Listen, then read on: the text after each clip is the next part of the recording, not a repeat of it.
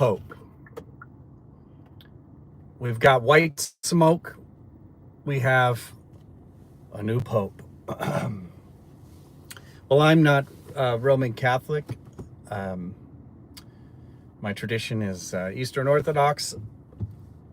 But we live in interesting times. We just went through,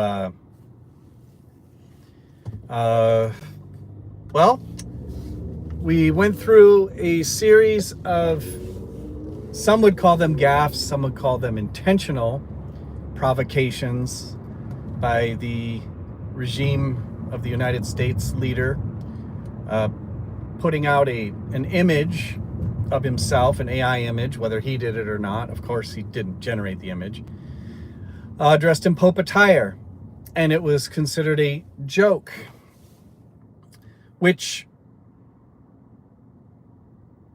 could be the case.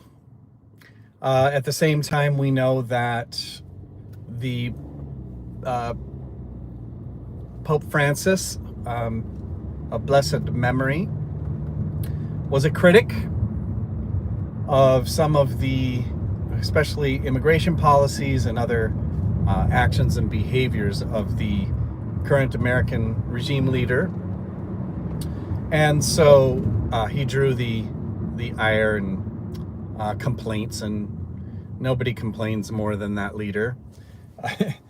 So that the great leader cried and complained a lot about Pope Francis. And so whether it was a joke or not, I'll leave up to you. I really don't care whether it was a joke or not. But the current Pope, we know very little, but it's all coming out now in the media. We know he was born in the United States, I guess from Chicago. And we know that he has been a critic also on the regime's immigration policy. I would not go as far to say, as some are, that the Pope is quote unquote woke. I think that would be stretching it quite a bit. But then again, that term has been misapplied, misinterpreted, used as a pejorative. So we can't really, base too much on that. But is he a progressive? I would say he sounds more like a moderate to me, but the Roman Catholic Church now has a new Pope that is definitely not a MAGA Pope, as some I'm sure wished, which means that our newly converted friend, J.D. Vance, otherwise known as Jimmy Bowman, Jimmy found himself on the receiving end of critique by the late Pope Francis, and for his misunderstanding of Catholic doctrine. Usually converts don't go around pontificating, excuse my pun, as Jimmy Bowman, aka J.D. Vance, has done. But he was corrected by Pope Francis, and of course, how dare he? That's heresy to go against American Christian nationalism. Anyway, so the new Pope is likely to carry that line of critique. I wouldn't say it's any sort of like scathing grilling of the current regime, but definitely standing firm on the positions that were held by the previous Pope on immigration, for example, or the deportation. So just I would say the spirit of how these things have been implemented and articulated. I don't really put articulation and Trump speaking usually in the same sentence. But Jimmy Bowman, is more fluent in speech, although I will say that since he's assumed his new role, you can see that he has intentionally dumbed down his language. That is not reflective of his Ivy League background, and certainly not as quote unquote, well, I won't even call it empathetic, but certainly not as embellished as his hillbilly elegies. And I have to apologize. I am a little bit under the weather, so my thought processes are not very coherent. I had a recent gout flare up. If you've known anybody with gout, it's pretty painful. I haven't really dealt with it that much over the years because I've managed it with medication. But about 6 months ago, my doctor and I decided, let's come off the medication and just see what happens. Well, the flare-up came. Subsequently, I had to go get some medication, and that medication makes me a little jittery, a little foggy. So I'm not that articulate right now in this message, but I did want to just come on here and acknowledge to those of you who've watched the Proximity Portal, All Things Reconciled, that we do have a new Pope, and our prayers are with the Roman Catholic Church as it adjusts to this transition, something they're quite used to. And then I wanted to offer one, I guess, anecdotal note about the late Archbishop Veron Ash, whom many of you know this channel because of some of my work covering his material. The late Archbishop Veron Ash was the presiding Archbishop of the Martoma Orthodox Church, which was an American independent jurisdiction largely of Pentecostal Protestants who embraced the Syrian Orthodox tradition, particularly that of the Syrian Orthodox tradition in its Indian form. And Archbishop Veron Ash was primarily known, though, for his preaching. He was well known on the preaching circuit and well known as kind of a unique figure. He passed away about 10 years ago. But what many people might not know, and I'm not sure, he shared some of this in his messages, but he grew up, he was baptized Roman Catholic. So he was familiar from childhood before he embraced the Pentecostal faith. And I'm sorry for the shaking, I'm on my commute home. And but he always retained that knowledge of the liturgical life, of the sacramental life. And over time, as he was leading his congregations in the prophetic and Pentecostal tradition, he began to feel the call back to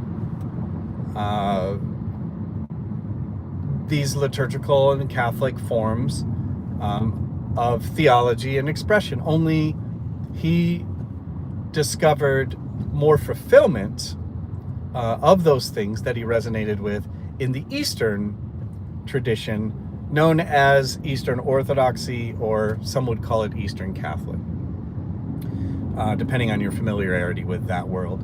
And so Veron Ash embraced that, the new tradition, not new for him, and it's an ancient tradition. And in doing so, there was a lot of dialogue that he and I would have, and that he had with his congregants and other people about the relationship between Orthodoxy, the Eastern Church, and the Western Church, and the history, what's known as the Great Schism of 1054 AD, when what became the Roman Catholic Church split from the Eastern Orthodox Church. And of course, if you're Roman Catholic, you'll say it the other way around. You'll say that the Eastern bishops left the Western Church. It's a matter of perspective. I've heard it told in different ways. Protestants tend to reflect the Roman Catholic view of the split, and I think that's more has to do with the inheritance, that Protestants are inheritors of Western Christianity, so it makes sense that they would follow some of that.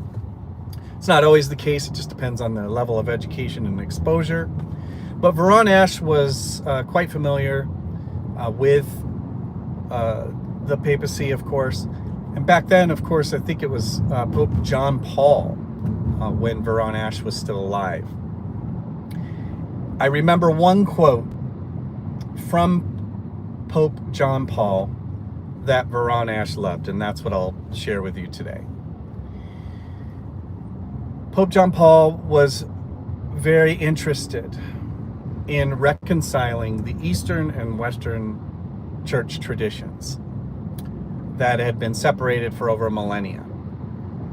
And he described the separation of the Eastern Orthodox Church and the Roman Catholic Church as a church that is breathing with just one of its lungs. So describing the Eastern Church and the Western Church as twin or two lungs, imbued with the life and the breath of the Holy Spirit. And he described this split between East and West as the church breathing with just one of its lungs, ultimately expressing the desire that one day, through the reconciliation between the Eastern and Western apostolic traditions and Catholic and Orthodox traditions, as the church breathing with both of its lungs. A beautiful sentiment. It was one that Veron Ash was very interested in. Again, being baptized as a child as Roman Catholic, and then later embracing Eastern Orthodoxy via the Pentecostal expression. He and I would have lots of these discussions of ultimately this would be, it's not something that either one of us anticipated ever happening in our lifetime, but it was something that was the hope that he and I shared. So I thought, for those of you who might catch this video later and you haven't seen us in a while, and you've heard the news of the new Pope, I thought that that would be an interesting story to tell from Veron Ash. And so our prayers are with the church. It is very interesting. It's historical in the sense that it's the first American Pope. One other thing that I did read about this Pope, because I am not familiar with this person very much, is that he is an American, was born in the U.S., but he spent a considerable amount of time outside of the United States in South America. And so he's quite familiar with the hemisphere rather than just the continental U.S., which I think is also an asset to having that cultural awareness. I'm assuming he's multilingual, so that, yeah, I'm sure he is. Linguistic awareness. Because I think the world would be a little concerned if the Pope was reflecting the values of some of the really xenophobic, nativist sort of spirit that we see in a lot of white Christian Protestant nationalists. The world can rest assured that that's probably not the case for this Pope. And then one last thing, I was kind of rooting for the Pope from the Cardinal from the Philippines. And there was some rumors going on around that the Pope from the Philippines, or the Cardinal from the Philippines, and I don't know his name, but who was considered to be pretty progressive. I was secretly hoping that this would be the person chosen for the position for the Pope, for several reasons. Of course, my however you book, first check Kayak to find great deals and filter out flights. That was interesting. My wife and children are from the Philippines. I think that it would be what a great blessing it would be to have a Pope from the Philippines, and especially one that is progressive. progressive in the sense that a preferential option for the poor, and really understanding the global socio-political challenges that face the world, the church. It would have been really nice to see that as well, and maybe we will in the future. But for now, we have first American Pope, and we will see how that all shakes out in this narrative that's been going on in these really strange times that we're living. And I do hope that you enjoyed this video. If you did, please like and subscribe. We'll be doing more of this as my time has been restricted. I intentionally went out and bought this little mount for my car camera so that I could at least hop on and share my thoughts on events like today with the election of the new Pope.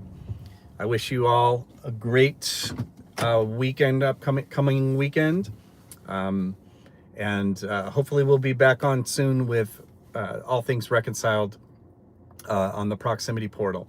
So I'm Avi Penhallow, and I will see you all soon. If you have anything you'd like us to be talking about on this channel, leave it down below in the comments. I do read them, and I'll be happy to answer any questions that you might have. Grace and peace, everyone. Have a great day.